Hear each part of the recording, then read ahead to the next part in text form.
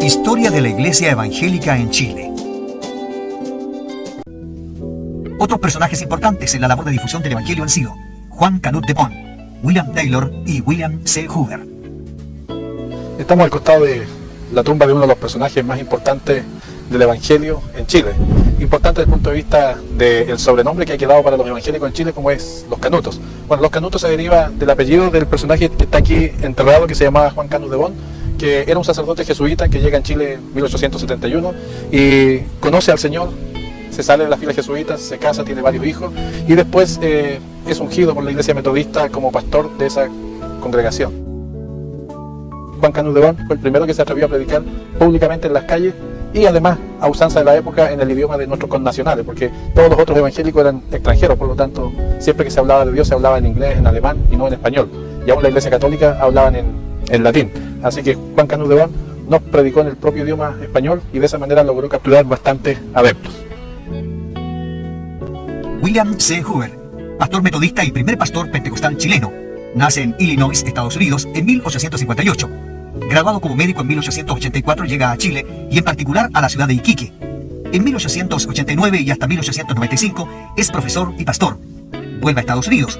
En 1902 vuelve a Iquique a pastorear la iglesia metodista. En el año 1902 es trasladado a Valparaíso. El terremoto de 1906 derrumba la iglesia y en 1908 construyen un nuevo templo con capacidad para 1.500 personas. En el año 1910 decide renunciar a la iglesia metodista y funda la Iglesia Metodista Pentecostal. En el año 1933 funda también la Iglesia Evangélica Pentecostal, muriendo en el año 1936.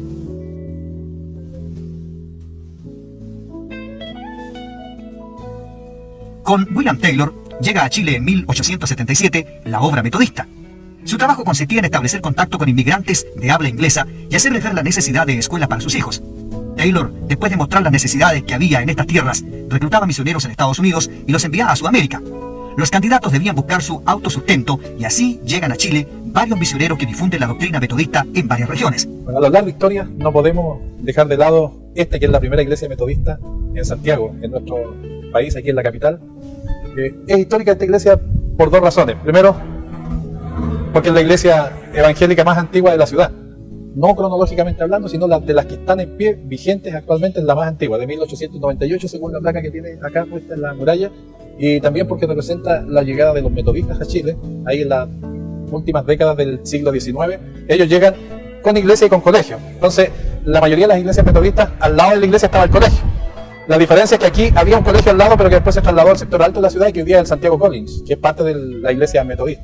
Pero hoy día no está al lado de la iglesia quedó en este sector y hasta el día de hoy funciona como congregación haciendo sus cultos de manera habitual cada semana.